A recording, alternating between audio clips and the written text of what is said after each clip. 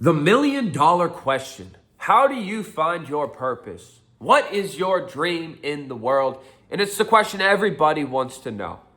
And what I want to do is give you kind of like a counterexample that I got when I was finding out what my purpose was and finding out what I wanted to do in life. When I was the most lost I've ever been in life, I had no idea where to turn next, and I was stuck. Every day felt the same. I was tired every single day. I was trying to run and fill my mind with lust and alcohol and drugs and gambling, trying to run away from this realization that I had no purpose. And what I want you to picture in your mind right now is you'll find your purpose once you stop running away from it.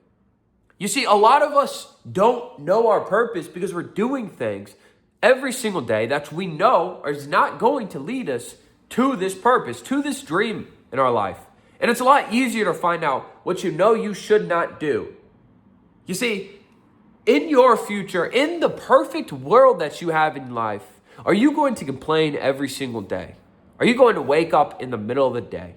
Are you going to be a slave to your lust and your desires in your life, in your dream life? You see, that's what we need to figure out, is what is your dream life and what are you doing now? And once you can figure out those two components, then you can start moving closer to this dream life. So if you're waking up in the middle of the day, if you're falling for your desires again, you're a slave to your lust and your gluttonous desires, then you have to stop doing them. And as you do that, the path will become clear. The path becomes clear as you begin to walk it. So as you walk closer to the person that you know you should be in the future, and I'm talking go into grueling detail. I recently started doing it again, and I came down to this, I'm going to have a bunch of colognes. And while this is so random, this is the type of detail I'm talking about. I'm going to know 10 plus dishes by the top of my head. I'll be able to cook whenever I want to. I'll be able to have all these colognes. I'll be able to have all these belts. I'll be able to have all these cars. I'll be able to read all these books. And that's the detail you need to go into because that's how serious it is. You see, you're not taking your life serious, and it shows through what you do every single day. But once you begin to take it serious, and once you can figure out where you actually want to go, everything in your life is going to start aligning towards this near future, towards this person that you want to become. Because what you've changed now is before, imagine you're dropped into a city with no map, and I'm telling you to get across the other country. Like, how are you going to do that without any map? And this is what your goals are. They are the map. So you've been dropped into this city, you've been dropped into this world, and you have no map to get anywhere. But as you begin to write these goals down and figure out what you want to do in life, you now have a map. And though it may be foggy, though you may not know exactly how you're going to get there, you have these key points in your life that you can start walking towards now. Though you don't know the exact path you're going to walk to get there, you know where you're going to end up eventually. So figure this out. If you're waking up in the middle of the day, if you want to be somebody to work out in the future, this doesn't mean you have to have a six-pack and be running a 6-minute mile by tomorrow. But this means you have to start going to the gym. This means you have to start at least walking around. This means you have to start becoming that person. So go into grueling detail on who you want to be. How often do you read? How do you greet people? Do you have a nice smile? Do you shake everybody's hands? Do you give everybody a hug? Who are you? Who do you want to become? And every single time you figure this out and you repeatedly keep these thoughts consciously aware in your mind, you're moving closer and closer to that person every single time you do something in accordance with that person. You see, you get your future self by becoming your future self. And obviously that's such a dumb statement, but it's so true. Would your future self do what you're doing right now? Would your future self complain about this right now? Would your future self be stressed about money? And that's one of the hardest ones I got because it seems like it's counterproductive. It seems like, how am I going to get to my future self if I spend my money and not have to worry about it? But that's exactly what your future self wouldn't do. He would not care, or she would not care about the money you're spending because they know they'll get more in the future.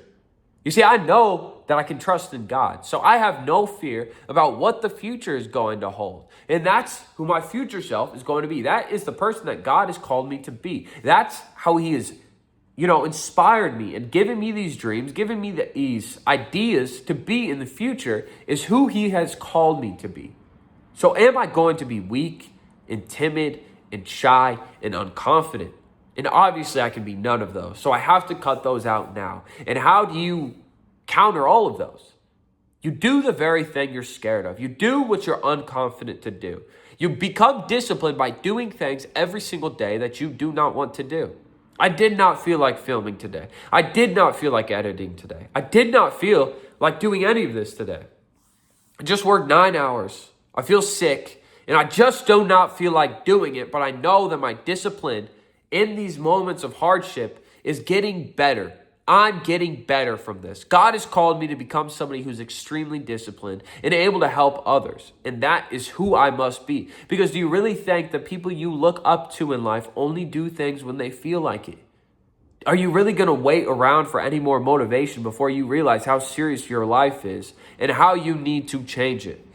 You see, there is no more time for you to wake up willy-nilly every single day. Please actually write down your goals. Planning to fail is failing to plan. If you do not plan your days, or at least your weeks, or at least your months, if you can write down a few core constituents every single month, your life would change. Likewise, weeks, likewise, days. If you can get it down to the days, imagine how much better you'll get. Imagine if you just got 0.001% better every single day. Because a lot of us don't even get that every single day. A lot of us get worse. We wake up hungover and we don't do anything for the latter days because we're hungover. We spend all of our money. We don't save any money. We're just getting worse and worse every single day. Imagine how much better if you could figure out the person you want to become. And then now you have the goal in mind. That's what changed it all for me. Is at first I did not know what to work towards. But the second I figured out what to work towards, the second I created this person in my mind, the second I started walking towards this path, I realized, why am I doing anything else? Why am I still drinking? Why am I still addicted? Why am I still not saving money? It's pulling me away from the person I know I need to become. So do that for yourself. Please write down the person you want to become and watch how God changes your life. Watch how he shows you what you need to do and what you don't need to do anymore.